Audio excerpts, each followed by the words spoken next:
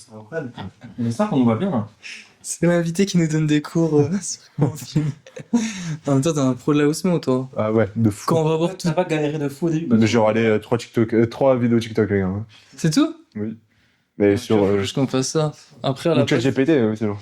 Ou alors, là, le truc du Bluetooth, c'est que j'ai juste trafiqué. J'avais mon Osmo qui était allumé, j'appuie sur le Bluetooth. il a fait oh. Je peux m'esprit, j'ai juste. Allez, On dirait l'homme de Cro-Magnon qui découvre le feu. What the fuck. Bon, let's go. L'intro. Ouais. Bonjour à tous et à toutes. Bienvenue sur Entre deux sets, un podcast où on traite de sujets touchant de près ou de loin au développement personnel, en allant de sujets plus philosophiques jusqu'à la musculation. On y invite souvent des personnes avec un parcours intéressant. Et si je dis on, c'est parce que je suis accompagné de mon fidèle acolyte, Damien. Comment tu vas? Ça va et toi, Tanguy? Tu prends le micro, par contre. Ah, je prends. Parce qu'on a vraiment une belle cuillère.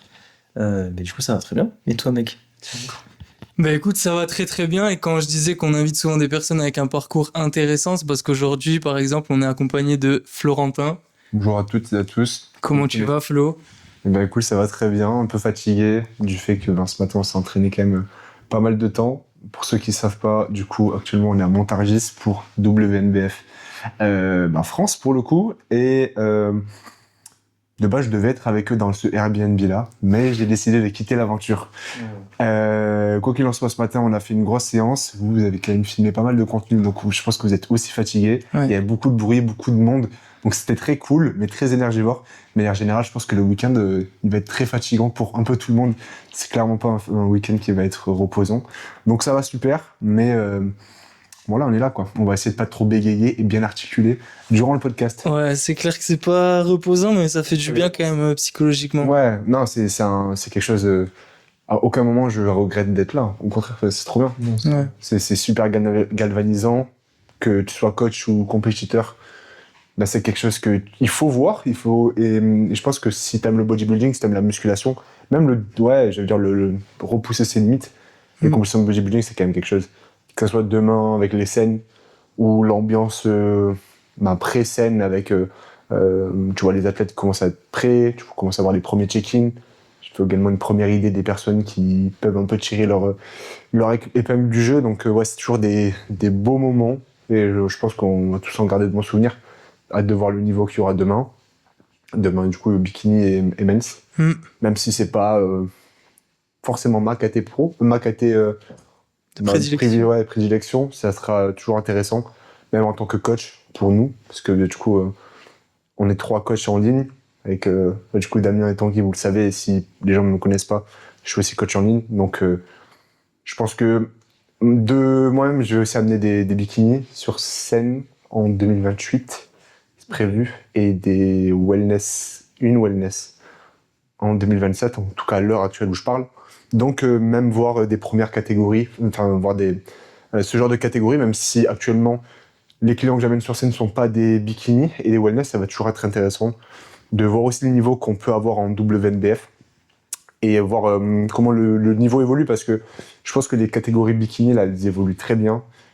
Avant, on voyait beaucoup les bikinis comme vraiment une entrée de gamme dans le bodybuilding, et là c'est en train de bien bouger, donc à voir, est-ce que WNBF suit la tendance. Des fois j'ai un peu l'impression que WNBF sur ça, c'est un peu il n'y a pas beaucoup de femmes, ou en tout cas le niveau des femmes est peut-être pas à la hauteur des hommes, où là pour le coup les hommes c'est de plus en plus fort. Donc voilà, tout simplement très hype de voir tout ça, même pour le men's physique, c'est toujours intéressant. Ouais, et nous en plus c'est la première fois du coup qu'on va avoir une compète. Une compète, ouais. Toi t'appréhendes ça comment? Mais en vrai, c'est déjà trop cool. Genre, rien que le fait de s'être entraîné là, avec voir plein de coachs, plein d'athlètes, etc., des physiques de fou. Les personnes on est déjà choqués. Aussi, ouais. Ouais, c'est ça. Parce que là, c'était vraiment un hub d'Instagram. Je voyais toutes les personnes. J'ouvre mon Insta, là, c'est les gens que j'ai vus en vrai. Ça. Et non, ça va être trop cool.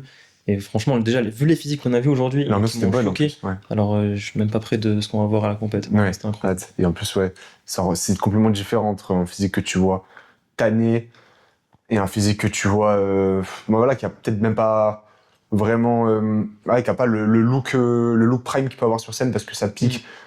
Peut-être qu'elle n'a pas peut-être encore abouti. Il y a encore du taf à faire, surtout pour les body qui passent dimanche. Forcément, il y a encore aujourd'hui. Il y a encore demain où ils vont avoir une pique, donc les physiques vont bien bouger. Et puis un physique tanné sur scène, si la lumière est belle, ça n'a rien à voir avec Là où on était, je pense qu'il y aura beaucoup de vidéos parce que tout le monde a vraiment filmé au même endroit, Ouais. que ce soit des personnes connues comme des personnes très peu connues.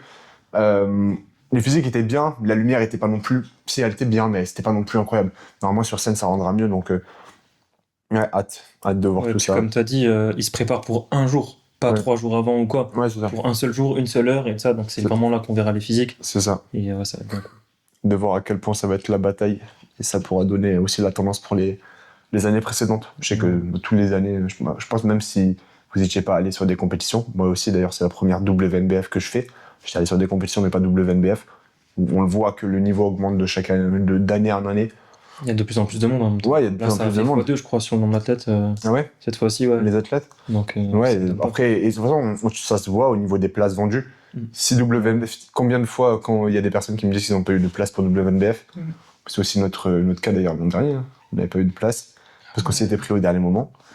Et ça montre un peu l'engouement. Bon, après, ça serait bien de faire des salles plus grandes aussi, mais ça montre quand même l'engouement. Si à chaque fois il y a guichet fermé et que les gens galèrent à avoir des places, tant mieux. C'est bon pour le bodybuilding français. C'est Ouais, bon pour naturel, surtout. naturel, ouais. Naturel. Clairement. Donc, ouais, Je rapproche un peu le micro, je pense. tu penses? Ouais. Normalement, ça se met là. Ouais, en vrai, je pense qu'il est bien. Non, je pense Ok. Sinon, t'as les crépitements et tout. Ok, et du coup, tout à l'heure, t'as dit que t'étais coach sportif. Est-ce que tu peux juste te présenter peut-être un peu plus Ouais. pour les gens qui te connaissent pas, genre ton âge et tout ça? Yes. Du coup, je m'appelle Florentin Garcia. Sur les réseaux, mon pseudo, c'est florentin.tf. TF parce que je fais partie de la team Flow. Du coup, je travaille avec Florian Peter, donc Flo PTR également sur les réseaux sociaux. Je suis actuellement son associé, son coaché également. Et maintenant, je peux dire que également, Florian, c'est un ami. Donc, on est une team de bodybuilding naturel. On amène hommes comme femmes. Et on a l'ambition, c'est pas la prétention, mais l'ambition vraiment de pouvoir créer une vraie team centrée autour du bodybuilding en France. On pense que c'est quelque chose clairement qui manque actuellement. Et tout simplement, dans d'autres pays où le bodybuilding est un peu en avance, et c'est toujours comme ça, il faut regarder un peu les pays qui sont en avance, les teams, je trouve, ça fait toujours évoluer. Appartenir à une team de coachés, c'est un peu fédérateur, et je pense que pour beaucoup de personnes, ça plaît.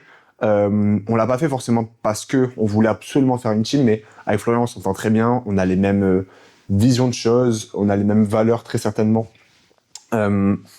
Donc, on a décidé de travailler ensemble. Actuellement, ça fonctionne très bien. On a tous les deux des athlètes à amener sur scène. Aujourd'hui, du coup, pour revenir un peu à ma présentation, j'ai 24 ans, anciennement ingénieur, qui s'est du coup reconverti, plutôt orienté vers le bodybuilding pour vivre de ma passion, en tant que coach dans un premier temps, en tant qu'athlète dans un second temps. Et puis voilà, je suis un athlète du coup comme je l'ai dit et je prépare 2026, WNBF 2026. Ça sera une des compétitions en tout cas que je compte faire, il n'y aura pas que ça. Mais voilà, donc coach en ligne, j'ai 24 ans, athlète, et je fais partie de la Team Flow. Je pense que c'est un bon résumé de ma personne actuellement. Et du coup, pour cet épisode, on va parler un peu moins du coup de bodybuilding et rentrer un peu moins dans le vif de ce sujet-là, mais on va plus vous présenter Florentin et discuter du fait d'être ou de se sentir un peu à contre-courant et essayer de vous donner des clés aussi pour prendre du recul sur le fait de parfois se sentir différent et réussir à surmonter les doutes et finalement être épanoui en étant soi-même. Du coup, est-ce que tu pourrais peut-être nous parler peut-être un peu plus de ton parcours et du coup, comment t'en es venu à devenir coach au final? Ok, alors mon parcours, il est à la fois simple, très simple, et ces dernières années, ça a pas mal bougé. Donc, en termes de parcours scolaire, j'ai fait un bac S parce que j'étais bon en cours, j'aimais bien la science de manière générale, toujours quelque chose que j'aime beaucoup. Du coup, je me suis orienté par facilité et par manque d'inspiration. En tout cas, je pense que quand on est jeune, on n'a pas forcément c'est pas réellement ce que l'on veut faire et ce que l'on aime. On le découvre avec soit des épreuves, soit des événements dans la vie. Et je pense qu'à ce moment-là, quand je me suis orienté vers l'ingénierie, j'avais pas encore eu ces épreuves ou ces périodes de vie qui m'ont fait comprendre pourquoi je vivais Et ce que je voulais faire dans la vie, que ce soit professionnellement, humainement et personnellement, dans quoi j'allais pouvoir m'épanouir. Donc je me suis tourné très simplement parce que le parcours en France, les chemins il n'y en a pas 20 000 finalement. Tu fais les études ou t'en fais pas. J'étais bon en cours, donc j'ai fait des études et petit à petit, j'en suis venu à faire des études, du coup des études d'ingénieur. Des études d'ingénieur en robotique. Donc j'ai fait 2 ans de prépa à Montpellier pour intégrer une école d'ingénieur. J'ai intégré l'école d'ingénieur du coup Polytech Sorbonne Paris. Je me suis spécialisé en robotique. J'ai eu mon diplôme. À partir du moment où j'ai eu mon diplôme, la vie fait bien les choses. J'ai eu une opportunité avec Florian. Je m'orientais déjà dans ce milieu. Je savais que c'était ce que je voulais faire de ma vie. Je savais juste pas comment l'entreprendre parce que vous, pour le coup, vous avez pas intégré de team, même de coaching. Donc, vous avez choisi de partir de zéro. Chose où j'hésitais à le faire parce que c'est jamais facile de partir de zéro. Et étant donné que j'avais la possibilité d'avoir un job très stable, j'étais encore en pleine réflexion. J'avais ni pris le choix de est-ce que je voulais me lancer et commencer à zéro ou essayer de avoir mon job d'ingénieur et en même temps, du coup, allier le coaching. C'était quand même quelque chose que je voulais faire. Je savais juste pas comment le faire. J'ai eu l'opportunité d'intégrer la team. Donc, je l'ai pris tout bonnement et tout naturellement parce que je savais que c'était un bon signe de la vie et que c'était ce moment-là qu'il fallait c'était ce chemin-là qu'il fallait que je choisisse. Je l'ai choisi et maintenant, je suis très content de comment ça marche. Très content du travail et du chemin parcouru. Bien sûr, il y a encore beaucoup de chemin à parcourir. J'ai beaucoup de choses à accomplir et je pense que je suis content de ne jamais être satisfait de ce que je fais, de ce que je peux faire. Donc, hâte d'avoir la suite, hâte d'amener mes premiers athlètes sur scène, hâte de simplement concourir, hâte également d'aider de manière plus globale le plus de personnes possible parce que ça peut être également pour vous coachez des personnes qui ont des buts, on va dire, plutôt lifestyle, qui peuvent s'apparenter à des bodybuilders mais qui veulent pas monter sur scène, et des personnes, pour le coup, qui veulent réellement faire de la scène. Vous aidez tout le monde, j'aide tout le monde, et bien entendu, ce qui me fait vibrer encore plus, c'est la scène. C'est pas pour autant que j'aime pas aider les personnes à changer de corps, à changer de mentalité. Peut-être qu'on va en parler de ça, le mindset, etc. Mais pour moi, c'est quelque chose que j'aime beaucoup, et c'est quelque chose qui peut s'appliquer aux compétiteurs comme aux non-compétiteurs, et changer la vie de personne, c'est vraiment ce qui me fait vibrer, et c'est le bodybuilding aussi qui a changé ma vie. Donc j'ai envie un peu de transférer ça à d'autres personnes, que ça soit avec des compétiteurs ou non des compétiteurs en fait finalement. Ouais, mais du coup, par rapport à ça, j'ai plusieurs questions. Déjà, tu as parlé du fait que tu as eu une opportunité du coup avec Flo.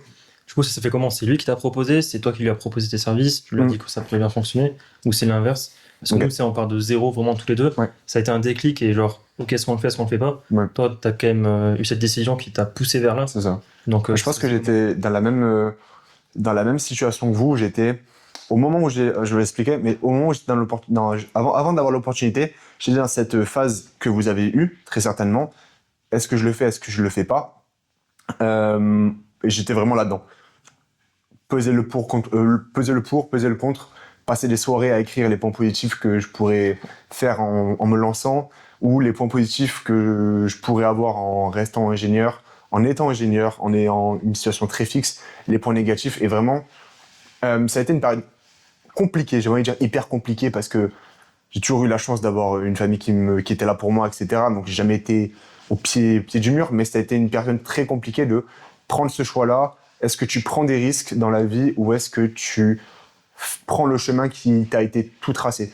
Donc j'étais à ce moment-là, dans cette période, et j'y pensais, même avant que Florian me demande d'intégrer la team.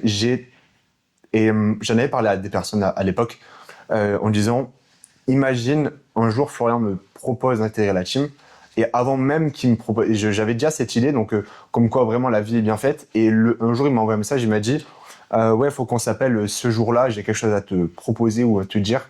Je le savais déjà, j'étais sûr et certain que c'était ça. J'avais envoyé des messages à de mes proches et tout, j'ai dit là je sens que c'est ça. Incroyable. Et je appelle, il me dit oui, il m'a dit qu'il voulait tout simplement pousser la team, l'agrandir, avoir d'autres coachs dans la team pour tout simplement Parce qu'on partageait la même vision des choses, donc tout simplement ils se voyaient travailler avec moi.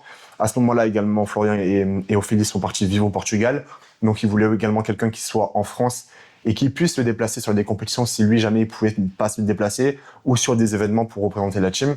Donc il avait besoin de quelqu'un qui reste sur le territoire, quelqu'un qui partage sa vision, quelqu'un en qui il a confiance. Et il s'est tourné vers moi et j'en suis très content. Et aujourd'hui, je suis très très reconnaissant avec Florian pour l'opportunité qu'il m'a permis d'avoir. Et je pense que je le serai à vie. Pour moi, c'est très important d'être loyal et en tout cas reconnaissant quand on te donne une opportunité comme ça. Donc voilà un peu l'opportunité que j'ai pu avoir, comment ça s'est présenté. C'est Florian qui est venu vers moi. Est-ce que j'y pensais? Oui, beaucoup. Mais on va revenir un peu plus là-dessus après, mais déjà, comment t'en es arrivé à pratiquer la muscu? Déjà à la base. Alors, j'ai toujours fait énormément de sport. J'ai fait du foot, j'ai fait du tennis, du badminton. J'ai vraiment fait beaucoup de sport. Et avant le bodybuilding, ma passion, c'est vraiment le foot.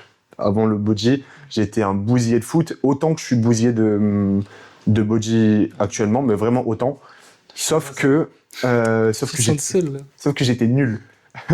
Et je savais que je pouvais pas faire carrière dans le foot, mais avant de monter sur scène et dans ma tête rêver d'un Olympia actuellement naturel, je rêvais de jouer à San Siro ou de jouer à Anfield et de marquer des buts devant des foules de fous.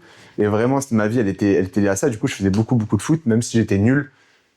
J'étais pas aussi compétitif. La compétition s'est développée dans mon esprit. Donc à ce moment-là, j'y allais, j'adorais ça, mais je voulais juste jouer avec mes potes. Voilà, jouer, faire mes entraînements, aller au match et tout. Et je me suis blessé pas mal de fois, et une fois de trop. Du coup, on m'a pété un ligament sur la cheville droite, d'ailleurs, qui est toujours pété. Donc des fois, mon squat, il est un peu douloureux, mais tout va bien. À ce moment-là, du coup, j'avais arrêté le foot pendant 2 mois parce que j'avais une grosse botte au pied.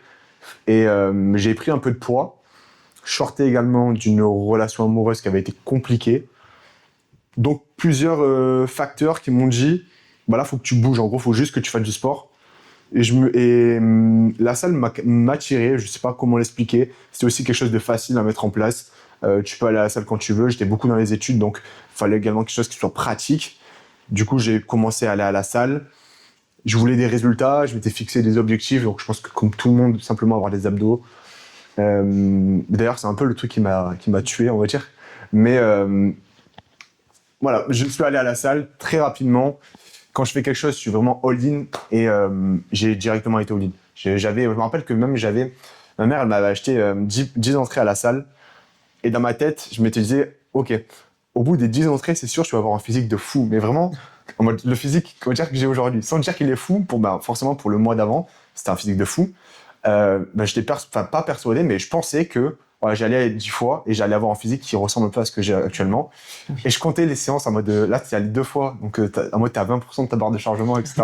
Je suis arrivé mais après, le truc, c'est que je suis arrivé à 10 entrées, j'avais complètement oublié le physique que je voulais avoir, je voulais juste continuer à aller à la salle. Et en fait, après, ça s'est fait automatiquement et je voulais juste plus de progrès, plus avancer. Donc voilà comment j'y suis allé, c'est un peu, j'allais dire, classique. Faut faire du sport, t'as envie de prendre confiance en toi, donc tu te dis, ouais, si je suis musclé, j'aurai un peu plus confiance en moi. Voilà comment j'y suis En allé. fait, c'est la classique de tout le monde va avoir un meilleur physique, se sentir bien, Ouais, c'est etc. ça. Et personne, enfin aucun body en tout cas commence la muscu en se disant je vais être body. Et On est des vieux, mais je dis à notre époque, parce qu'il n'y avait pas TikTok, il n'y avait pas autant Insta. ouais. Maintenant, il y a des mecs qui commencent à 17 ans, ils n'ont jamais mis un pied dans la salle, ils savent déjà qu'ils vont être body. Il y en a même qui se chargent directement. C'est parce qu'ils ont déjà un bon physique et ils se disent ok, je peux être un bon Je pense que c'est body. parce que c'est plus répandu. Hein. Aussi, ouais. Les beaux physiques et le bodybuilding, c'est beaucoup plus répandu qu'avant. Oui, c'est ça. Ouais. Du coup, je sais pas. Mais quand tu vois qu'il y a des mecs, ils ont 16 ans, ils ont des physiques compétitifs. Oui. Très probablement que le mec, il a pas perdu 1 à 2 ans comme tout le monde a fait, à faire n'importe quoi. Directement, il était dedans, donc directement, limite, il avait déjà des prétentions de compétition, il savait déjà ce qu'il voulait faire. Ouais, en même temps, il y a tellement d'infos actuellement que si tu commences avec une bonne génétique, un bon physique, t'as déjà fait du sport avant, etc. et tout, et t'as toutes les infos nécessaires, enfin, t'as un coach ou quoi, où tu te renseignes. En fait, tu peux faire ta première compète en 1 an et avoir un physique de fou. Ouais, clairement, et surtout en sachant que les premières années, c'est les plus productives. Si tu fais les choses bien, tu peux rapidement avoir un bon physique. Donc, la classique, j'ai envie de dire, de comment j'ai commencé. Voilà. Donc, Et Et c'est quand et c'est quoi qui t'a fait te dire peut-être qu'il faudrait que je prenne un coach et que t'as commencé avec Flo? Hmm, ok. Alors, c'est un enchaînement de trucs, j'ai envie de te dire, comme dans la vie. Dans la vie, de manière générale, je pense que c'est. Il n'y a jamais un truc qui arrive, c'est l'enchaînement de plusieurs petites choses. Donc, hmm, ça faisait peut-être 3 4 ans, donc 2019, et j'ai commencé avec Flo en 2023, donc 4 ans, que j'allais à la salle, que je commençais à avoir des petits résultats. J'ai eu des débuts compliqués en musculation, du coup, pour ceux que ça fait, j'ai été anorexique en 1 an. Après, il y a 1 an où tu rattrapes un peu ton anorexie, tu reviens un peu à ton point de départ. Et après 2 ans où j'ai commencé à construire. Donc, j'ai commencé à avoir un petit physique et je savais que je voulais aller plus loin. Mais prendre un coach, comme beaucoup de personnes, au début, je voyais pas forcément ça nécessaire, où je me disais, tout seul, je peux y arriver très bien. Qu'est-ce qui va m'apporter de plus? Euh, et je trouvais ça un peu une perte d'argent. Et ça, c'est un peu le problème pour des personnes qui veulent changer rapidement de corps et avoir des résultats pas faciles, mais ou garantis, j'ai envie de dire. Prendre un coach, je savais que ça allait me permettre de passer une étape. Et j'avais envie de passer cette étape-là. Donc, je me renseignais un peu. À l'époque, j'étais au REM à ce moment-là, et j'entendais des personnes de plus en plus, parce que le REM, c'est quand même une ambiance très bodybuilding. Donc, beaucoup de personnes étaient coachées. On me disait, mais non, mais fais-toi coacher, tu iras plus vite. Donc, ça a implanté une petite graine dans ma tête. En même temps, j'ai eu mon premier job au REM en tant qu'étudiant, en tant que mes études. Donc, j'avais un revenu. Et je me suis dit, OK, avec ce revenu-là, finalement, je peux me permettre d'avoir un coach. Et Flo, il était dans mon feed enfin, je voyais, je sais plus si je le suivais, mais il me semble oui, parce que je lui avais déjà envoyé des messages, etc., pour avoir des conseils, Donc, je revenais d'Angleterre aussi, je l'ai pas dit, où là-bas, forcément, beaucoup de body et beaucoup ambiance body. Je commençais au REM, ambiance body, il y avait beaucoup de personnes qui se faisaient coacher, j'avais un salaire, je voulais passer un cap. Florian était c'était une évidence un peu, parce que la vision des choses, je me suis toujours entraîné très très dur, avec vraiment cette mentalité bodybuilding d'où voilà, se dépasser chaque jour, faire toujours mieux, un peu à l'anglaise, etc., même sur les physiques qu'on peut amener sur scène. Donc je me suis tourné vers Florian et ça a été une évidence, et je pense que j'aurais jamais pris quelqu'un d'autre. C'était soit Florian, soit personne, je pense. Donc voilà comment c'est venu. Et du coup, par rapport à ça, moi aussi j'étais coaché par Flo. Mm. Et justement, moi, c'était sa façon de s'entraîner. Ouais, c'est ça. C'est que je voyais aucun autre coach que lui. Ouais. Parce que juste comment il s'entraînait, l'intensité qu'il mettait, la précision et tout ça dans tout Ouais. son entraînement, et la mentalité qu'il avait, c'est juste ça qui m'a poussé à prendre avec lui. C'est ça. Il n'y a aucun coach avec qui tu retrouves ça. Enfin, du coup, de plus en plus maintenant, à cette époque-là, quand je recherche un coach, Même maintenant, je pense que ouais, c'est rare. c'est rare. C'est ce qu'on dégage, c'est vraiment une ambiance bodybuilding très en anglaise. Je sais pas si on le fait exprès ou non, mais je pense que forcément t'es influencé par ce que tu regardes. Ouais, Et je en fait, sais on que vient s'entraîner comme ça aussi. ouais, c'est ça. Et c'est juste une partie de nous, tu vois. Genre, moi, je vais pas m'entraîner si je m'entraîne pas à fond. Ouais, c'est ça. On s'entraîne En au fait, max, c'est c'est ce qu'on ça. aime à la base. Ouais, voilà. C'est même pas Mm. avoir un beau physique, Ouais. c'est juste l'entraînement. Ah oui, clairement. Du coup, ça se reflète juste sur toi, et du coup, les Ok. gens ont envie de Et te si prendre pour ça. on change le podcast, je vous pose des questions. Si vous deviez vous entraîner avec Ouais. tout ce que ça engendre sans avoir de physique à la clé, est-ce que vous le feriez? Moi, je peux répondre dessus. Vas-y.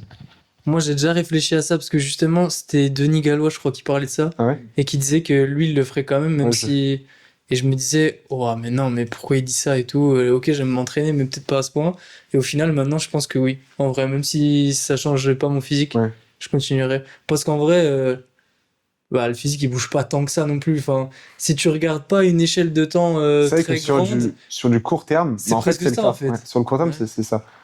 Du coup, ouais, je pense que je serais pareil. Toi, Damien, tu nuances En ça? vrai, ouais, je vais nuancer parce que j'en ai aucune idée, et je pense que ça dépend de l'environnement. Typiquement, j'ai pas le meilleur environnement actuellement. Je m'entraîne moins qu'avant, je suis moins à fond Ouais. et ça, je suis pas coaché aussi. Donc là, je te dirais non, tu vois. Ok. Mais à l'époque où je m'entraînais à fond et tout, j'étais investi à 1000%. Là, oui, tous les jours, oui, parce que mon physique, je le regardais même pas, je m'en foutais, tu vois. Parce que c'était la structure que ça t'apportait. La structure et Ouais.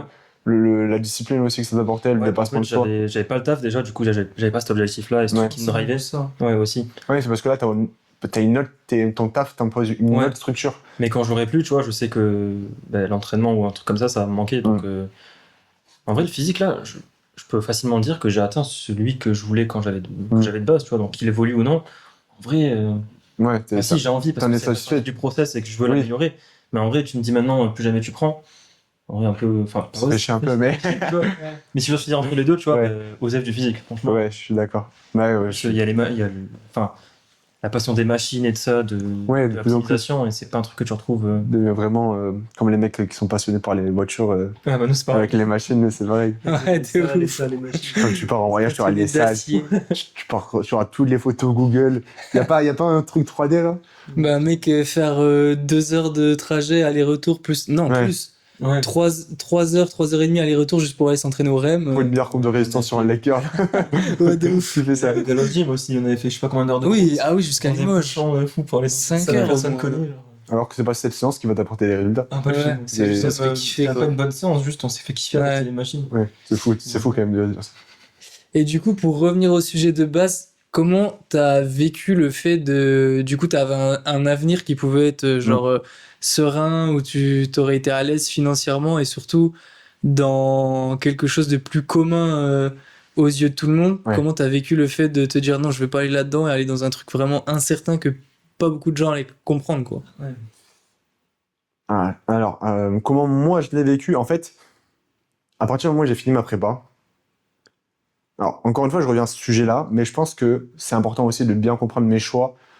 C'était vraiment, je pense que beaucoup de personnes qui ont connu l'anorexie vont dire ce que je dis, c'est que lorsqu'on est anorexique, on a besoin de se rajouter, on est vraiment très très demandant avec soi-même, que ce soit au niveau de l'image du corps qu'on renvoie, mais aussi beaucoup dans les études. Il y a beaucoup de personnes, j'avais entendu des témoignages et ça m'avait vraiment Fait écho? ouais, fait écho en moi, c'était que j'étais un premier de la classe. J'ai toujours été premier de la classe et j'avais besoin d'avoir 20 partout, 19 partout.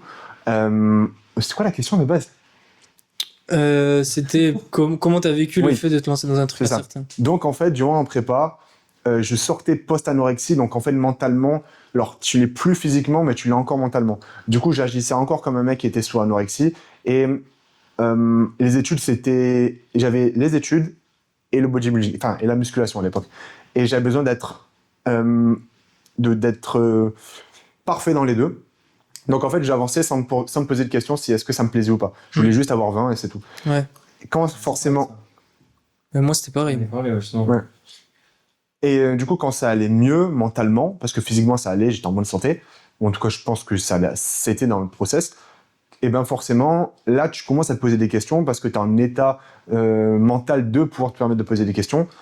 Et directement, dès que ça allait mieux, je disais à mes proches, jamais de la vie je fais ce métier. Jamais je me lève à 8h du mat, je finis à 18h, derrière un bureau, pour faire un truc qui me plaît à moitié.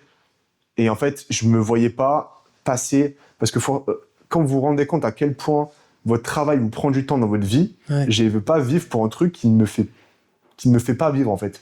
J'avais envie de vivre réellement. Enfin, le mot vivre, tu vois, c'est pas simplement exister, tu vois. Donc j'avais envie de vivre. Et avec ce métier, j'aurais juste été là, quoi. J'aurais existé, j'aurais pas vécu. J'aurais vécu de 18h à 21h. J'aurais vécu 3 heures dans la journée.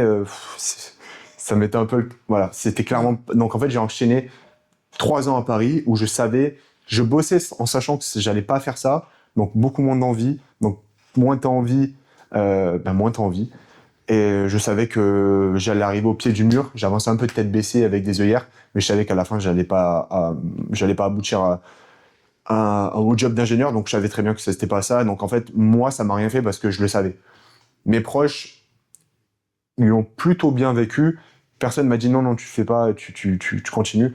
On m'a dit, bien sûr qu'on m'a questionné et tout. On m'a dit, mais t'es sûr et tout. Donc tout ça, toutes ces études, tous ces sacrifices, parce que forcément, comme je l'ai dit, j'ai même en spécialisation, même quand j'aimais pas ça, j'avais toujours de très très bonnes notes. Donc je travaillais quand même beaucoup. J'ai toujours travaillé beaucoup dans tous les milieux. Donc forcément, c'est pas des sacrifices, mais autant d'heures pour on va dire rien, pour un diplôme. Même moi, en vrai, tu dis oui, ok, t'as passé quand même pas mal d'heures à étudier pour juste avoir un bout de papier, quoi. Mais ce bout de papier, au final, c'est un parachute. Je pense que c'est un peu pareil pour vous. Ouais. Et donc, en fait, moi, ça m'a rien fait. Mes proches étaient un peu préparés. Donc, je l'ai vécu assez... Ouais, c'était une transition douce à ce moment-là. Personne... Logique, quoi. J'ai pas pris de mur en mode... En fait, je m'y attendais, les gens s'y attendaient, c'était logique, quoi. Ils t'ont pas fait de réflexion. Si, j'ai pris des réflexions, mais en fait, quand tu sais ce que tu veux et tu sais pourquoi tu l'as fait, tu... Non, en fait, d'un côté, c'est normal parce que il n'y a pas trop de schémas de base comme nous, tu sais, des coachs en ligne de base, ça n'existe même pas, tu vois. Ouais. Donc, avoir un taf stable, etc., avec des études où t'as travaillé pendant des années pour avoir ça, et d'un coup, t'arrêtes pour un truc qui est zéro stable, où tu commences ça. de zéro, ça fait Déjà, peur à tout le monde, surtout nos proches, on peut que les comprendre, tu vois. Déjà, entrepreneur, c'est tellement peu courant en France. Ça veut en- Alors, coach en ligne, quand les gens te demandent qu'est-ce que tu fais dans la vie, t'es coach en ligne. Et il y a tout le temps un bug en mode ah ok tu fais du coach en présentiel, non je suis en ligne. Oui. Et après ils disent ok tu fais des cours en vidéo, non Ouais, je suis exactement ça. non mais parce que en vidéo ou quoi. ouais c'est ça parce qu'on m'a fait ça, on me l'a dit hier au REM, c'est pour ça que je l'ai dans la tête. Et non, je fais des suivis en ligne et les gens savent pas ce que c'est normal, c'est tellement peu répandu. Spécial. Donc tu expliques ça, tes proches, etc. Mais les réflexions, non, j'ai toujours été hermétique à ça parce que c'est le mec qui te dit ah ouais, t'as fait toutes ces études pour ça et tout, ben si tu veux être ingénieur, fais des études et va faire ingénieur. Ouais, c'est ça. Voilà, moi je fais ce que je veux. Bref, moi j'ai travaillé pour, donc j'ai le droit d'arrêter. C'est pas toi qui a travaillé, c'est moi qui ai travaillé, c'est mon temps, donc mon temps je l'utilise comme je le veux, quoi. Puis en plus, il y a trop ce truc-là de genre, t'as fait 5 ans d'études pour avoir ce métier-là, bah du coup, garde-le toute ta vie, tu vois. Ne fais plus jamais rien d'autre. Alors c'est ça. Parce que j'ai travaillé 10 ans dans un truc que je peux pas switch du jour au lendemain et faire autre chose. Ouais, c'est ça, c'est les générations aussi. Ouais, Parce que vos parents, ils ont pris le même métier, ils l'ont encore et ils l'ont pour toujours, tu vois. Bah oui, parce qu'il y avait beaucoup plus un besoin financier. Enfin, le côté finance était beaucoup plus important parce qu'ils ont connu justement la galère et tout. Là où nous, on a quand même plutôt une bonne enfance et tout. Et même si à l'époque de nos parents, c'était quand même ça allait. Je pense que la doctrine de leurs parents, pour le coup, là, c'était autre chose. Et ben petit à petit, ça s'adoucit. Et mes parents m'ont jamais dit faut ramener de l'argent à la maison, quoi. Ouais. Donc je pense que inconsciemment, je me suis permis de jamais me le dire, alors que c'est peut-être pas leur cas. Et du coup, c'est pour ça qu'ils ont gardé. Ils ont pris un job, même s'ils aimaient pas forcément ça, et ils l'ont gardé, ils le garderont toute leur vie parce que c'est un peu faire vivre sa famille et avoir une famille à tout prix aussi, la faire vivre, c'était un peu la première pensée en fait, le classique, le schéma classique. Tu penses pas à faire un truc qui te passionne et que t'aimes au quotidien avant ça en fait. C'est d'abord tu nourris ta famille. C'est tellement dans les mœurs, c'est tout. Après le truc, si tu l'aimes, bah tant mieux. Si tu l'aimes pas, tant pis. Alors que nous, on mise tout sur aimer ce qu'on fait. C'est ça. Et, en vrai, la vie de famille, ça. On verra plus tard ça. Et là, du coup, maintenant, est-ce qu'ils ont un regard différent du coup, vu que ça fait assez longtemps qu'ils voient que t'es épanoui et que tu commences à avoir des clients? Super question. C'est compliqué. Je dirais oui, mais en fait, dans les discussions, on parle jamais vraiment de mon taf. On sait ce que je fais. Ils savent réellement ce que tu fais ou c'est juste... Je pense qu'ils savent pas exactement ce qu'ils font. Alors, vidéo et... Est-ce qu'ils te suivent sur les réseaux? Ouais, je pense. Okay. Oui, je pense. Oui, je pense, oui. Oui, je suis même sûr. Donc oui, ils savent à peu près ce que je fais. Ils savent que je peux en vivre. Je pense que juste ça leur suffit. Ouais. Ok. Et du coup, toi, est-ce que t'as encore... moi, j'imagine que oui, mais est-ce que t'as encore des doutes, du coup? Enfin, déjà sur le choix, mais aussi des doutes en dehors de ce choix-là, mais plus sur est-ce que tu vas réussir un jour à vraiment bien en vivre et à amener les choses où t'as envie qu'elles aillent? Alors, je doute beaucoup dans la vie. Je remets beaucoup de choses en question tout le temps. Je suis vraiment un mec qui me remet tout le temps en question. Je suis jamais en train de dire je suis le meilleur ou je suis sûr ça va. Je suis sûr que de ce que je fais, si ça ralentit, je vais me remettre en question, etc. Par contre, ça, j'avais 0 client et je disais aux gens ça va marcher, c'est sûr et certain. Là maintenant, j'ai tout le temps je dis ça, c'est sûr et certain et je suis persuadé que ça va marcher comme je le veux, autant que je le veux, aussi haut que je le veux. Là, aujourd'hui, je suis très content. Déjà, ça marche. Je peux en vivre. Je peux aider des gens. Mais je suis sûr et certain que ça ira beaucoup plus loin et vraiment à la hauteur de mes rêves. Mais bien sûr, maintenant, ça m'arrive de douter. Mais ces doutes-là ne freinent pas et ne me font pas reculer. Chose qui pouvait arriver dans beaucoup d'autres pans de ma vie où les doutes étaient un frein. Aujourd'hui, les doutes, c'est juste, OK, alors ça, est-ce que je fais vraiment bien est-ce que je fais le mieux que je peux ce que je suis en train de faire? Est-ce qu'il n'y a pas des choses à améliorer? Et en fait, j'ai des doutes qui sont productifs. Même si des fois ça peut vraiment me mettre un peu mal, mais ça va être un jour. Et à chaque fois, ça va me pousser à faire mieux et jamais me reposer sur mes lauriers, toujours faire mieux, augmenter la cadence, même si ça, potentiellement, c'est pas forcément une très très bonne chose tout le temps vouloir avoir une cadence hyper élevée. Mais je pense que, et je le dis souvent, il faut avoir des périodes dans la vie où on est lock-in et on fait. Et t'es fatigué, tu fais, t'as pas envie, tu fais. Et ces périodes-là, je les ai toujours un peu repoussées dans ma vie. Et en fait, depuis qu'en fait j'ai fait un truc que j'aime, ça me dérange pas de l'avoir. Ok. Donc oui, j'ai des Après, doutes, mais ils sont pas néfastes. Mais c'est encore une fois, c'est le parallèle avec la muscu. C'est que, est-ce que ça, tu pouvais réellement le faire avant d'avoir commencé la muscu, d'avoir travaillé dans ça, et que ça te l'a appris que, en fait, tu peux avoir autant de doutes que tu veux. Si tu fais les actions qui te permettent d'avancer, bah, ça avancera, tu vois. C'est ça. Et Et ben je me suis jamais dit agis comme un muscu. Genre, je me suis jamais dit ok. agis comme un muscu, ouais. Mais est-ce que ça m'a pas influencé de manière indirecte sans que je le sache, inconsciente? Peut-être. Mais je me suis jamais dit, ok, fais comme la muscu, là, tu vois, t'as des doutes. Ben, businessment parlant, ça va être la même chose, non. Mais je pense que ça a aidé quand même. Ok, parce que moi, c'est vraiment un truc que je me dis à 24. Ah ouais? Ouais, tout le temps. Mais là, Je me dis, des fois, j'ai pas envie, mais sauf que, est-ce que quand t'as Oui. envie d'aller à la salle, t'y vas Ah pas, oui. tu vois. C'est la même chose, il y a tous ces C'est ça. trucs-là. Et... et tu penses que t'étais discipliné avant la salle? Non. Moi, je l'ai été. Bah, Avec après, les si, cours. sur les jeux, t'étais C'est discipliné. vrai ouais. que j'étais un gros gamer, mais après, c'est parce que je kiffais ça et en fait, il n'y avait pas de difficulté. Il n'y avait pas de difficulté à jouer aux jeux vidéo et travailler à ça. Parce que tu aimais ça à 200%. Ouais. Mais la muscu, il y avait des difficultés des fois. La discipline, tu vois, je l'avais pas dans les jeux vidéo. Le fait de genre, putain, là, j'ai pas envie de jouer là. Là, Ah j'ai non, quand mais même il y joué avait des pour trucs, il progresser. y avait sûrement des trucs dans le jeu que t'avais pas envie de faire, mais tu savais que ça allait te faire progresser, du coup tu le faisais. Ouais. Beaucoup moins quand même. Ouais. Beaucoup moins. Parce que En fait, c'est le tryhard. J'ai appris le tryhard avec les jeux vidéo. parce que les jeux vidéo t'as pas la notion de fatigue. Oui.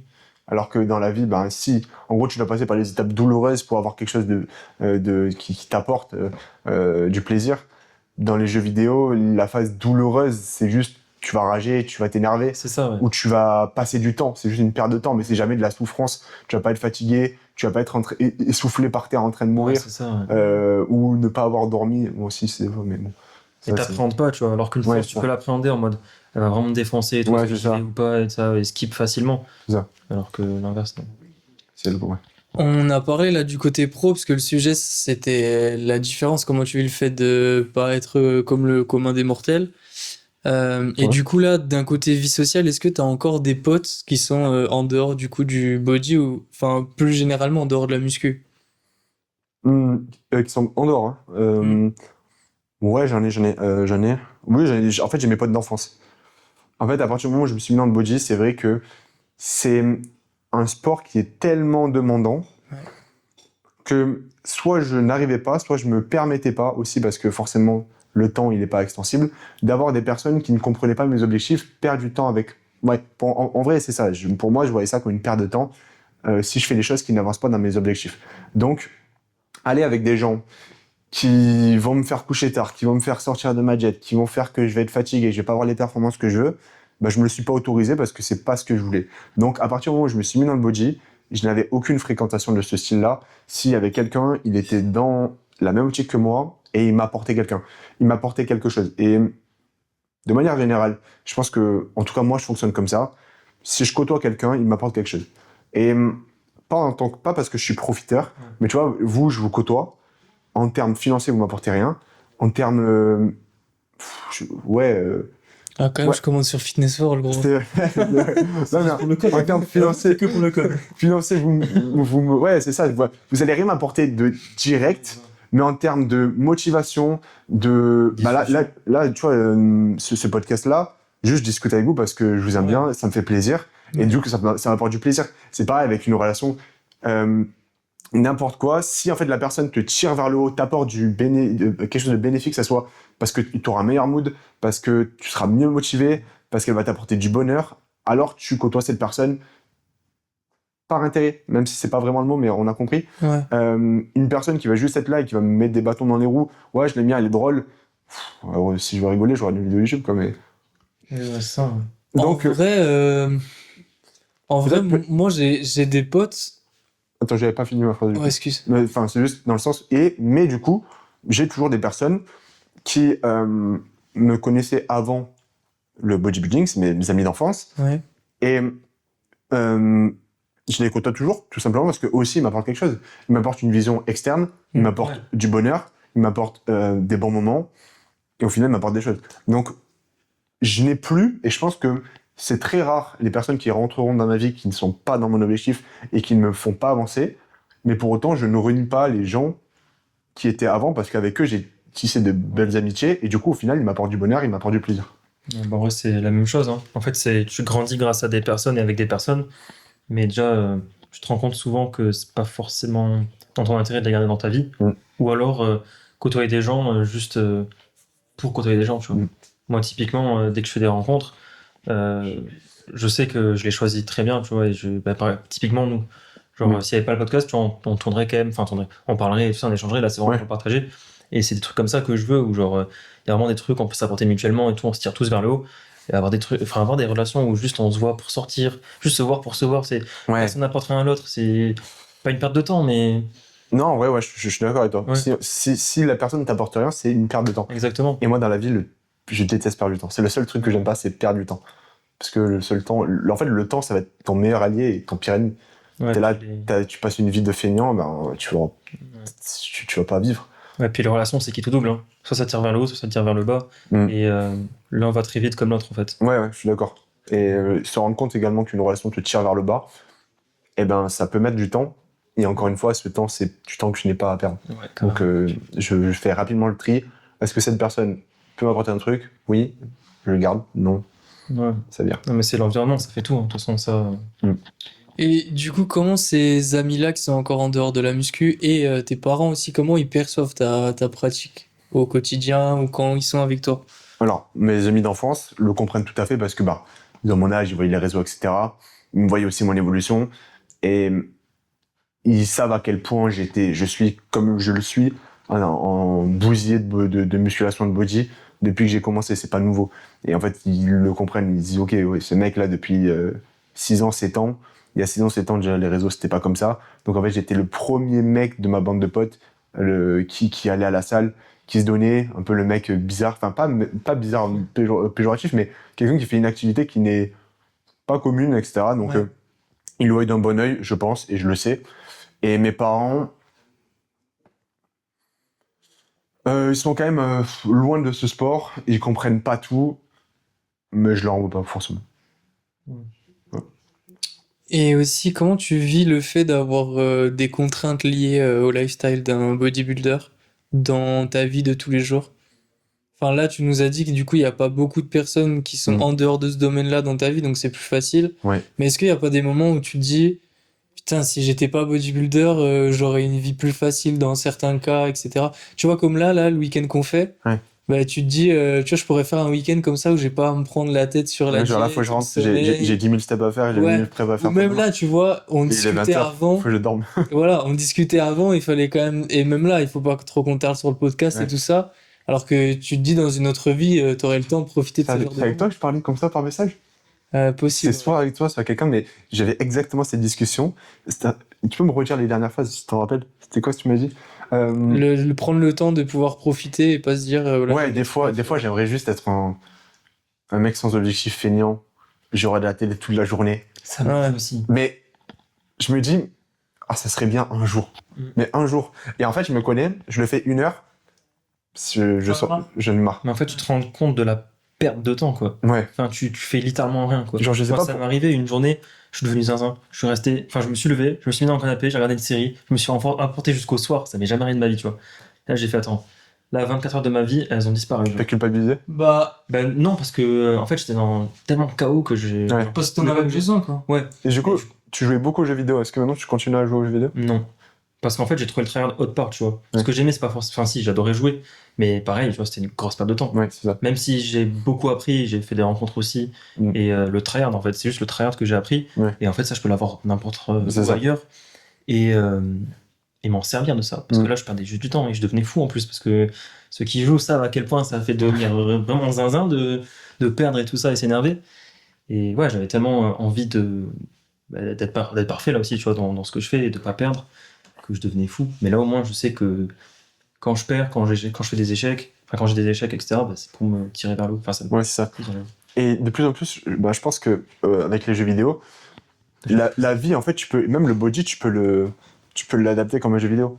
Et je vous jure que ça aide de fou. T'as des levels. Et je pense que des fois, ouais, c'est ça. Aussi, là. Exactement. Ouais. Tu te dis, c'est un jeu vidéo. Si je mets les bonnes actions, Ouais. je vais y arriver. Mm. Et si, en fait, ça marche pas, c'est que je fais de la merde. Ah ouais, Genre, dans un jeu vidéo, si t'as ouais, c'est ça. Si t'as une épreuve à passer, que tu n'y arrives pas, soit que tu t'y prends de la mauvaise façon, soit que t'as pas assez XP en arrière. Ouais. Et en fait, Tu l'as fait pas assez T'as longtemps. pas, oui, Ça, t'as pas passé assez de en fait, temps. vraiment, ça. des fois, simplement voir c'est peut-être un peu plus sur le business que ça me fait ça plutôt que sur le body. Parce qu'en fait, le body, je sais que j'aurai 0 bâton dans les roues parce que c'est impossible. Genre, je me mets même pas, il y a même pas une mini graine qui me dit tu peux échouer ou tu peux ne pas mettre les actions. Bah, tu peux ne pas mettre les actions en place pour y arriver, mais peut-être un peu plus au niveau du business. Et je me dis, ok, coche toutes tes cases. Si tu le fais, ça va marcher. Si ça marche pas, comme tu as dit, c'est que c'est nul. Et en fait, aussi, une fois, j'avais écouté un épisode, il y a longtemps, parce que maintenant, j'écoute plus trop, un épisode du podcast de Bazinga, Ouais. qui disait que si tu fais quelque chose sur les réseaux, notamment, et que ça marche pas, c'est pas qu'il y avait pas, à ce moment-là, la commu pour accueillir ta vidéo, c'est pas que t'as mal posté à la mauvaise heure, etc. C'est que c'est nul. C'est que t'as fait de la merde. Et en fait, le voir comme ça, c'est la meilleure chose qui peut t'arriver. Parce que toujours remettre la faute sur les autres. Ouais, Non, mais les gens me comprennent pas. Ah, mais ils ont pas la vision. Non. Donc, c'est juste que c'est de la merde. Il y a pas de vision. Mais du coup, je reviens par rapport au truc de jeux vidéo et que ça te le faisait pas pour la muscu. Je pense que le seul truc qui diffère, c'est la passion. Parce que crois t'es pas passionné de business, etc. Et d'ailleurs, par rapport Ouais. à ça, je pense que tu le fais plus. Enfin, t'arrives dans le coaching parce que tu kiffais le body, etc. Et t'étais tellement à fond dans ça que tu veux le faire pour les autres, plutôt qu'une passion du coaching ou du business de coaching. Oui. Quoi. Donc c'est ça qui diffère, je pense. C'est sûr que marketingment parlant, j'aime pas faire du marketing. Tu vois, c'est ça. J'aime pas faire du Pareil, je marketing. pense, les Ouais. trois. Si je pouvais ne pas faire de marketing, Mm. ben je le ferais. Mais sauf que ça marche pas comme ça. Ouais, bah ouais, c'est ça. Mais Donc, oui, carrément, il y a un vrai lien entre les deux, je pense. Mm. Et pour moi, Très c'est un intéressant. jeu vidéo en vrai. Et comme tu as dit, si t'arrives pas, juste prends plus de temps. Et si vraiment, au bout, je sais pas, de quelques années, tu arrives toujours pas, bah désolé, c'est que t'es pas nul, mais Oui. tu fais pas ce qu'il faut faire. C'est ça. Il y a un truc qui va pas. Mais si en 3 ans, t'as pas compris ce qui allait pas, bah, c'est qu'il y a un souci, tu vois. Mais il y a forcément un souci. En fait, tu ne peux pas réussir parce que t'as pas de chance ou juste. Oui, ça existe pas. Ça existe pas, ça. C'est genre, C'est si tu fais un truc tous les jours pendant 1 an, et en fait, il n'y a pas de genre de chance. Genre, si tu. Si Ouais, si ça marche pas comme tu veux. Là, tu vois. Demande-toi à quel point tu mets les actions en place pour que ça marche comme tu veux. C'est ça. Est-ce que tu le veux vraiment, vraiment, vraiment, vraiment? Genre, je sais que gagner, prendre une carte pro, arriver sur scène avec un physique et vraiment avoir la chair de poule, même pleurer sur scène, c'est un truc qui peut m'arriver. Je le veux tellement profondément Ouais. que, et ben en fait, c'est sûr que ça va marcher. À quel point faire du marketing, ça me met cette Ouais. émotion où je pourrais pleurer, où je peux même pleurer durant mes sets à l'entraînement chaque semaine. Et je pleure pas devant mes stories Instagram, Ouais. quoi. Mais c'est ça, en fait. C'est genre, à quel point tu le veux. Et aussi, à quel point tu le veux, c'est assez pour que tu veuilles faire plein de trucs que t'aimes pas, quoi. Ouais. Parce À qu'il y a quel plein de point trucs- tu le veux. Ouais, voilà, à Cette quel point phrase, elle est vraiment puissante. C'est vraiment à quel point tu le veux. Ouais, et après ça, il y a soit ceux qui se trouvent des excuses, soit ceux qui feront tous les trucs qu'on n'a pas Mm. forcément envie de faire, mais qu'on fait parce qu'on le veut réellement. Et on peut toujours plus. Hein. Ouais. Ça, je vous le dis, on peut toujours plus. Mm. Même si ton coaching il marche bien, même si ton physique il est bien, tu peux toujours plus. Ça, c'est sûr et certain. Et d'ailleurs, j'avais bien aimé ce qu'il disait JR quand Ouais, on c'est était ce dans un qu'il dit podcast. tout le temps, de toute façon. Ouais. Que en fait, tu sais, tous les mecs sur les réseaux, ils nous poussent en mode mets-toi un réveil à 5h, etc., livre, tout ce que tu veux, toutes les routines. Parce qu'en fait, tu peux toujours plus et on n'en fera jamais assez, tu vois. On n'en Ouais. fera littéralement jamais assez. C'est pour ça qu'on nous dit à chaque fois de faire tout le temps plus. Parce que C'est ça. on peut, en fait. C'est ça. Tant que mentalement tu pètes pas un câble, tu peux. Ouais, c'est ça. Et après, si tu pètes un câble, c'est peut-être parce que à quel point tu le veux, quoi, finalement. Ouais, c'est tout. C'est vraiment ça. Donc, ouais, je suis d'accord, super intéressant. Et du coup, là, juste, on avait parlé de vie pro et de vie sociale. Il reste juste 3 petites questions sur, du coup, le sujet de la vie perso maintenant. Et après, on aura terminé. T'es reparti vivre chez tes parents. Comment tu t'as vécu ça déjà de toi-même et comment tu vis le fait de... C'est pas péjoratif ce que je veux dire, mais d'à ton âge, vivre encore chez ses parents alors que, comme le sujet c'est la différence, la plupart des gens de Ouais. ton âge sont pas chez leurs parents. Ouais. En fait, je le vis pas mal. Ouais, en vrai de vrai, je le vis pas mal. Parce que je sais pourquoi je le fais. Je sais que si je... Oui, j'ai même pas fait exprès. Je sais pourquoi je le fais. Je sais que si je voulais ne pas le faire, financièrement, je peux. En fait, je sais très bien pourquoi je le fais. C'est parce que je veux garder des sous pour pouvoir investir dans moi, dans mes projets futurs. Et actuellement, ce n'est pas un problème parce que l'environnement autour ne me freine pas, que je peux être tout aussi productif. Et je sais que c'est quelque chose qui va changer. Et c'est pas comme si ça faisait 3 ans, 2 ans, 1 an que Oui. j'étais chez mes parents. Ça fait, C'est temporaire, quoi, tu le sais. Ouais, c'est temporaire et tu sais ce qui t'attend après, quoi. ça fait 6 mois. Et là, dans les prochains mois, je sais pas réellement si je serai encore chez mes parents. Mais oui, au début, bien sûr, ça m'a fait chier parce que j'ai commencé à vivre seul à partir de 18 ans jusqu'à 24 ans. Quand tu vis aussi longtemps seul, bah, tu sais plus vivre avec tes parents en réalité. Bah, c'est vrai, oui. C'est vivre avec tes parents pendant Même un t'es pas week-end. fait pour vivre avec tes parents à cette heure. Oui, clairement. Mais moi, je suis quand même, j'ai toujours ma liberté à partir du moment où en fait, au niveau productivité et liberté, ça ne pose pas de souci. Que je sais que c'est voulu. En fait, tant que c'est pas subi, tout dans la vie, en fait, tant qu'il est voulu, c'est pas un problème. Tant que c'est pas subi. Et voilà, le jour où je déciderai que j'ai atteint l'objectif que j'avais à atteindre par ce choix-là, eh ben, je partirai. Ouais, c'est ça. En plus, c'est trop mal vu en général de aller revivre chez ses parents, souvent, ouais. genre à un âge passé, toi t'as 24 ans, tu vois. Souvent, c'est mal vu parce qu'il y en a, ils commencent à avoir, c'est bête, mais limite des enfants à cet âge-là et tout, se marier, avoir une maison, le premier prêt et tout. C'est mal vu, alors qu'en vrai, autant en profiter, tu vois, tant qu'ils sont là. Ouais, j'allais Si ça te peut te dire, permettre d'avancer dans tes objectifs et tout, et de mettre de côté ou quoi. Enfin, tout ce que j'ai fait full bénéf, tu vois. tout ce qu'on fait dans la vie, c'était mal vu. Tout ce que j'ai fait dans la vie, c'était mal vu. Le bodybuilding, c'était mal vu. Lâcher son taf, c'était mal vu. Faire du coaching en ligne, c'était mal vu. Allez, Ouais, se filmer à la salle, tout. En fait, du petit. Enfin, ma vie est mal vue, donc bon, je m'en fiche. Moi, je suis content comme je suis. Et ça, voilà. on en parle souvent aussi. Ça fait du tri aussi. Ouais, c'est souvent juste si les gens n'osent pas faire quelque chose, tu vois. Et genre, les gens qui te jugent parce que tu postes sur les réseaux, tu te filmes ou quoi que ce soit. Quand tu juges Ou quelqu'un, tu déjà, c'est que quittes ton souvent, taf, tu vois. ça fait écho à quelque chose en toi que tu n'acceptes pas. Bien sûr, je pourrais avoir un appart à côté, je pourrais avoir une maison, pas une maison, j'abuse. Je pourrais avoir un appart à côté. Mais c'est sous que je perds à quel point le sacrifice de vivre chez mes parents est important par rapport aux sous que je perds. Ouais, c'est ça. Je sais comment je vais utiliser ces sous-là, je sais pourquoi je les veux. Donc voilà, je m'en fiche. Ouais. Et dernière question, du coup, est-ce que tu as l'impression de passer à côté de ta vingtaine? Est-ce qu'il y a des moments où tu te dis, là, je suis focus, etc., je fais pas ce que certaines personnes de 20 ans font, et te dire, peut-être que je passe à côté de ça et que je le referai plus jamais, tu vois? C'est presque comme si on avait déjà parlé sur le message, quoi. C'est presque comme si c'était ce qu'on vivait aussi, nous, quoi. Ouais. Eh ben, alors oui, des fois je me dis, t'es trop dans le grind, en muscu, en business, est-ce que t'es pas en train de gâcher ta vie? J'ai oublié le début ce que je voulais dire, magnifique. Mais en fait, c'est ce que... Ouais, c'est ça. Je me rappelle un peu... Attends, je suis en train de fatiguer. T'inquiète, réfléchis. Je voulais dire quoi? Tu peux reposer la question, ça va me revenir. Est-ce que t'as l'impression de passer à côté de ta vingtaine et de te dire parfois, là, les gens, la plupart des gens de mon âge sont en train de faire des choses que je fais pas et peut-être je le ferai jamais. C'est ça. En fait, faire ce que la plupart des gens de 20 ans font et aiment, moi je le vois profondément comme une perte de temps. Faire la fête, boire de l'alcool, ou alors sortir pour perdre du temps. Je m'en fiche complet, moi je veux juste avancer dans nos objectifs. Mais typiquement, tu vois, moi je vois aussi la chose comme ça. Mais des fois, j'ai quand même des trucs, comme tu t'as dit tout à l'heure, tu vois, des fois, genre passer une journée à rien faire et tout ça, juste avoir un taf classique et tout, ça te donne envie ou être un chômeur, tu vois. Tu vois, des fois, ça me donne des envies comme ça, alors que je sais très bien que j'ai pas envie, ça me donne pas envie. Mais pourtant, j'ai quand même des trucs en mode, est-ce que là, des fois, je serais pas mieux, tu vois, en vacances, juste à sortir tous les soirs, juste me faire kiffer, aller à la plage, sortir, à la plage, sortir. Alors que oui, voilà, à la plage, oui, mais sortir, tu vois, jamais je sors, j'aime pas ça, je trouve que c'est une perte de temps. Mais ça, des fois... t'aimes pas ça Ouais, mais des fois, j'ai ce truc de genre, est-ce que je passe pas à côté de tout ça, tu vois? Je vois tout le monde qui sort, qui kiffe, qui a l'air de kiffer. Et en plus, c'est plus, je pense, que c'est la fear of missing out, tu vois. C'est de me dire, je manque quelque chose. Plus que de me dire, j'en ai vraiment envie. Alors, je sais pose la question. Donc, t'as peur de rater des événements. Maintenant, ok, je sors en boîte.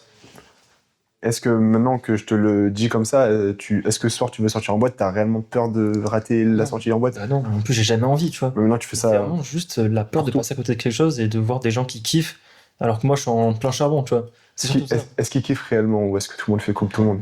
Non, c'est- On a été, enfin moi je l'ai été, un peu plus jeune quand j'avais 18 ans, 19 ans, je sortais en boîte, je me bourrais la gueule, et j'aimais pas ça, hein. Je faisais juste ça parce que En plus, j'ai eu cette j'avais- phase et j'aimais pas non plus. il fallait juste que j'appartienne à une bande de potes. Ouais, mais tu peux le faire aussi de manière occasionnelle et avoir un bon équilibre là-dedans. Et du coup, Oui, oui. tu sais, le fait de sortir, D'accord. tu crées des souvenirs avec tes potes, etc. Mais Même après si tu souvent, peux c'est ne dans pas la te bourrer la fête. gueule et Ouais, avoir après, Oui, non, mais ça tu dépend peux- des gens, parce que typiquement, moi, j'ai des potes comme ça et je suis sorti comme ça, et pas d'entre deux, tu vois. C'était l'extrême. Oui, oui, mais Ouais, c'est mais ça, là, ouais. on parle de Donc, est-ce c'est que difficile. t'as pas l'impression. Enfin, est-ce que si dans une autre vie, tu avais un objectif aussi, mais que t'arrivais quand même de temps en temps à sortir, etc. Ouais. Ouais, Peut-être. avec les bonnes personnes, oui. Parce que tu vois, moi, typiquement, parfois, je me dis, par exemple, juste pour le fait de rencontrer quelqu'un, je me dis, bah, en fait, le fait que je sorte jamais, je vais peut-être jamais rencontrer quelqu'un dans ma Ouais, vie et jamais fonder une famille, par Je vais, exemple. je vais dire, On est tous, je pense on a pas parlé, mais ouais, on a tous le même avis par rapport à ça. on peut en parler après. Putain, j'ai oublié, je suis fatigué. Qu'est-ce que je voulais dire? Putain, t'as dit quoi juste avant? Le fait de sortir de temps en temps. Oui, c'est ça. Genre, en fait, je sais que je pourrais, à un moment, là, il y a peut-être, ouais, je peux dire un mois, 2 mois, un mois, 2 mois. Mentalement, c'était un peu compliqué. Il y avait un peu ça, mais c'était pas aussi simple que ça. C'était un peu plus profond de, est-ce que t'es pas en train de faire n'importe quoi ou est-ce qu'il y a pas, non, c'est pas, est-ce que t'es pas en train de faire n'importe quoi, c'est, est-ce qu'il y a pas mieux à faire? C'est plus ça.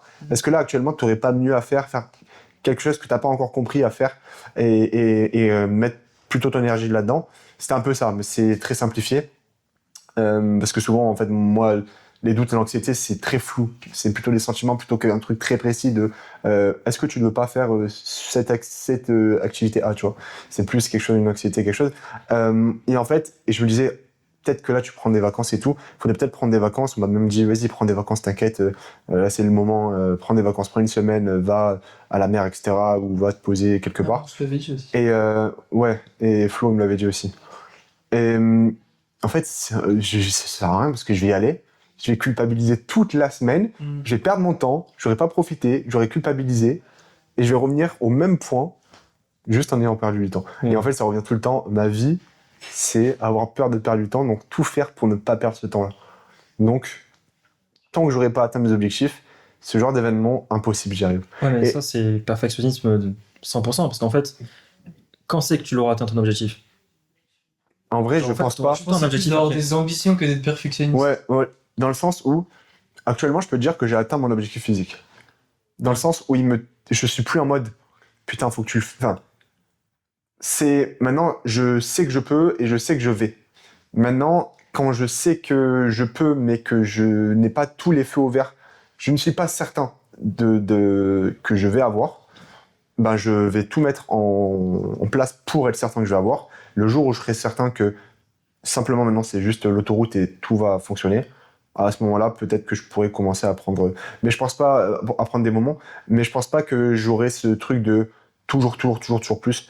À partir du moment où je pourrais vivre bien, vraiment bien, dans ce cas-là, je pourrais largement lever le pied et je serais rodé aussi parce que ben, votre activité, ça fait moins d'1 an que vous l'avez. Mon activité, ça fait également moins d'1 an qu'on l'a. Et en tant qu'entrepreneur, non, c'est rien du tout. Donc c'est Ouais. normal d'avoir toujours du Mais en mal à même temps, pour décrocher. tenir sur le long terme, je pense que c'est important. Et justement, hier, il en parlait. Il nous avait dit, les gars, en fait, mettez-vous genre toutes les 10 semaines des petites vacances. Genre. Ouais, mais c'est ce que je On vais les faire. prévoit toutes les 10 semaines des petites vacances. Ouais, Genre, rien j'aime. que 3 jours, tu vois, ou même si on reste. Vous y arrivez? Mais en fait, Je vais commencer à le faire parce que je suis devenu fou à cause de ça. Mm. Genre, j'étais en plein tryhard et je pense que chacun a sa jauge d'intensité qu'il peut mettre. Tu vois, c'est comme la Moi, muscu. j'avais vu, il y a une semaine où t'avais pas posté ou Bah, c'était ça fait un mois compliqué. que je suis pas passé. Hein. Ouais. Là, j'ai burn-out du contenu tellement je passais ma vie à faire ça entièrement. Et c'est parce que je prenais 0 temps de repos que je suis devenu fou, tu vois.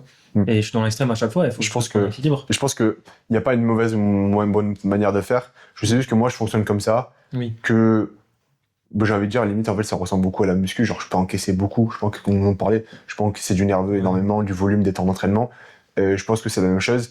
Et certaines personnes vont être tout aussi productives en mettant les entraînements un peu moins longs, en mettant un peu moins de volume. Ouais, je pense Du coup, on va dire, en prenant des vacances et des breaks.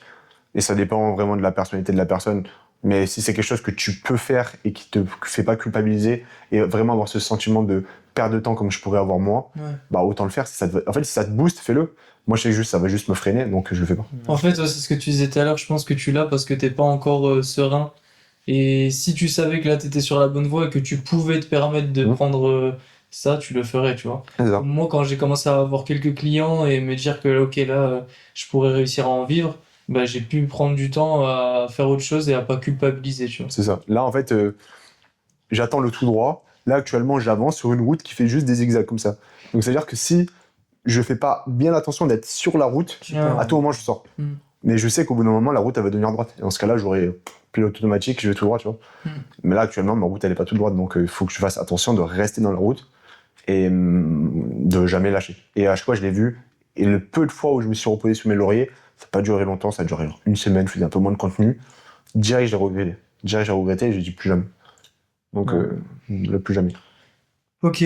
Bah, je pense que. Tu voulais aborder la question de. Ah ouais, bah, peut-être le fait de rencontrer des gens, etc. Ouais. Bah, même Vie familiale. vie familiale Un aussi, peu. tu vois. Parce que Je sais pas si tu voulais faire. on a déjà parlé Tanguy. aussi. Pour nous, on est tous les deux foutus. Hein. On en parle à chaque fois, on se dit comment on va faire, tu vois. Et du coup, Ouais, t'as est-ce capté. qu'un mec un peu comme nous, coach en ligne, etc., qui s'entraîne, body aussi et tout, tu le vois comment ça? Du coup, avoir peur parce que actuellement, En je fait, suis. être concentré sur tes objectifs Ouais. et pas laisser de temps à ça et au final te dire à un moment, peut-être que j'ai pris. Enfin, c'est trop Ouais, tard, tu en vois. fait, quand j'essaie de passer à côté de sa vingtaine, c'est beaucoup ça parce que. On parle de quoi là? De relations amoureuses? Une famille, je pense. En fait, plus on attend, plus. Non, En fait, on sait que genre échouer, ça permet. je suis pas d'accord. Enfin, Ah ouais? je suis pas d'accord dans le sens où t'es pas censé rencontrer la personne qui va partager ta vie à 24 ans, 23 ans, 22 ans. Tu la rencontreras quand tu seras prêt. Ouais, mais Et est-ce quand- que Mais les regarde. relations que t'as à cet âge-là, c'est pas celles qui te permettent de rencontrer Ouais. la personne plus tard? Est-ce que tu passes pas à côté de Je pense pas. potentiellement la fin de ta vie aussi, tu vois? Parce que si tu vas rencontrer une personne qui te correspond, peut-être qu'elle est actuellement dans le même grain que toi. Et peut-être que c'est pas le body, peut-être que c'est pas le coaching, mais peut-être qu'elle est dans une période. En fait, moi, je suis vraiment dans cet aspect-là. Si maintenant je entame une relation avec quelqu'un, faut que la personne en face me fasse perdre 0 temps, juste positif. Si il y a ça apporte la moindre friction, c'est ciao parce que je veux pas perdre de temps dans ma vie, je veux plus perdre de temps dans ma vie, je veux pas devoir m'adapter, je veux pas, enfin m'adapter dans le sens où je veux pas adapter ma personnalité, la personne que je suis à cette personne. Soit la personne me comprend à 200%, soit c'est non. Et je suis persuadé que des personnes comme ça, il en existe. Je suis persuadé que tu peux rencontrer une personne qui te comprend profondément, même si tout ce que tu fais, beaucoup de personnes ne le comprennent pas. C'est-à-dire passer énormément de temps pour toi, être égoïste, devoir faire les choses pour soi avant cette personne-là. Et dit comme ça, c'est beaucoup de personnes vont penser que c'est des red flags. Sauf qu'en fait, si la personne en face le comprend et qu'elle, elle fonctionne comme ça aussi, bah en fait, c'est green flag. Moi, une personne, je pourrais jamais me mettre avec une personne, je pourrais plus jamais me mettre avec une personne qui vit pour toi, qui attend que tu sois là pour elle et qui, en mode, si t'es pas avec elle, elle fait rien. Et elle va dire, ah oui, mais tu vas faire, Ah ouais, tu vas faire ça, mais et moi, je fais quoi? Bah, fais ce que t'as à faire. Je veux dire, si, bien sûr, ben, faut que ça soit, on va dire, consenti. Enfin, faut que les deux soient sur la même longueur d'onde. Ouais. Mais pourtant, en fait, pour moi, c'est vraiment des green flags. Si la personne, elle a des objectifs, elle veut les atteindre, mais que pour autant, ben, vous êtes tellement sur la même longueur d'onde que vous plaisez, que vous savez que vous allez vous apporter du positif, que bien sûr, il y aura du temps. Ben, faut quand même avoir du temps ensemble. Ça, c'est normal. Mais maintenant, comment tu places le temps ensemble et qu'est-ce que tu fais durant ce temps? Il y a ça aussi. Donc, je pense pas que notre activité, ce qu'on est en train de faire, ça va nous freiner et on va finir avec des chats seuls. Le truc, c'est que genre, je me dis en fait, je pense comme toi, tu vois. Mais vu que je pense comme ça, bah, tu dois le savoir, c'est très difficile de trouver une personne qui réfléchit comme ça aussi. Du coup, je pars du principe que, en fait, ça va me faire perdre du temps, tu vois. Chercher ou perdre du temps à ça, je sais très bien où ça va finir. Et du coup, je sais que. En fait, je sais pas, tu vois. J'ai l'impression que ça va jamais arriver. Franchement, ça me paraît lunaire, genre. Franchement, je suis persuadé qu'il faut pas chercher. Ouais, bah oui. Faut juste être quand prêt. tu cherches, tu trouves pas, mais dès que t'arrêtes de chercher, ça arrivera, quoi. Toutes les bonnes relations que j'ai eues, toutes les bonnes rencontres que j'ai eues, je les ai jamais cherchées. J'ai juste prêt Et ça s'est passé parce que ça devait se passer. Je dis pas que c'est le destin, je sais pas quoi, même pas, sans parler de religion forcément, même si je suis religieux, je pense à ça, j'y crois en ça. Simplement être prêt, si t'es prêt et que t'as préparé ton jardin, que derrière toi tout est clean, que tu sais pourquoi tu fais les choses, que, ouais, beaucoup de personnes veulent simplement rencontrer une personne alors que leur maison elle est éclatée, quoi. Enfin, pas leur maison, mais ce qu'ils ont construit, ils ont pas de base. Ils veulent juste en fait combler un vide et, Ouais, c'est ça. et avoir quelqu'un qui va les supporter dans leur médiocrité. Mm. Et ben ils auront une personne qui sera médiocre et ils vont se ils vont mélanger leur médiocrité et ça te donnera une. T'as raison, c'est exactement ça. De Alors toute que façon, comme t'as dit, tout arrive pour une raison. C'est une circonstance d'événement qui fait que, c'est ça, comme la team flow, etc. et tout, c'est ça ça. viendra quand ça Tes arrive. choix ont toujours des conséquences. Donc, Ouais. c'est tes propres choix. Est-ce que tu les as vraiment décidés? Ils vont petit à petit, tu vas rencontrer une personne et tu vas te rendre compte que tout ce grind-là, sans ça, tu n'aurais jamais rencontré cette personne-là qui te plaît, tu lui plais et vous allez pouvoir avancer ensemble de manière positive. Mais si tu n'avais pas fait tout ce grind-là, les choses que tu aimais faire, les choses que tu devais faire, ben, tu n'aurais jamais rencontré cette personne. Et en fait, c'est un peu une récompense de la vie, quoi. Genre, on t'a mis sur un chemin, ok, tu as fait tout ça, maintenant, t'as cette personne-là, c'est pas un cadeau, c'est pas t'as mérité, c'est Sans le mérite, t'es c'est assez ça. prêt, t'es assez prêt pour que je te fasse rencontrer cette personne-là. Ouais. Et je pense que c'est la même chose de l'autre côté. Moi, je suis d'accord. Je suis bon. d'accord, je suis d'accord. Bah, trop bien. Voilà, Florentin philosophe. J'ai eu 18 au bac de philo. Le monstre. Bon, c'est cool. Ouais, bah écoute, merci Flo, je pense qu'on va C'était super. s'arrêter là. Ouais. J'ai mis le trap à faire Peut-être et aller manger là. j'ai les yeux éclatés. Aussi, Je pense moi que aussi, je c'est le fracassais, lustre là, le lustre il a la lumière. Mais moi aussi la séance et voilà. Bon, abonnez-vous Bah, à la chaîne merci. du podcast, hein, bien entendu. Et abonnez-vous aussi à No Nati No Limit Limit Podcast. Nachi Podcast, Ah, c'est No un Limit. autre podcast Mais ouais. qu'on fait avec Florian, qui est un peu moins, c'est pas que ça vous, mais ce qui est un peu moins porté sur la, ouais, c'est beaucoup moins porté sur la vie des autres, parce que pour le moment on n'a pas pris personne dans le podcast, mais c'est pas pour ça on mettra jamais personne dans le podcast, mais pour le coup c'est vraiment du body, on apporte des conseils et pour être un meilleur bodybuilder sur tous les plans. Donc c'est vraiment deux podcasts différents, mais si c'est quelque chose qui vous intéresse, que vous voulez vous améliorer, avoir des connaissances supplémentaires, d'apprendre sur le bodybuilding, No Limit Nachi Podcast sur Instagram, sur YouTube et sur Spotify. Bah merci Merci beaucoup et merci à toi. Salut! et à la prochaine. Salut. Let's go, je suis fracassé. KO.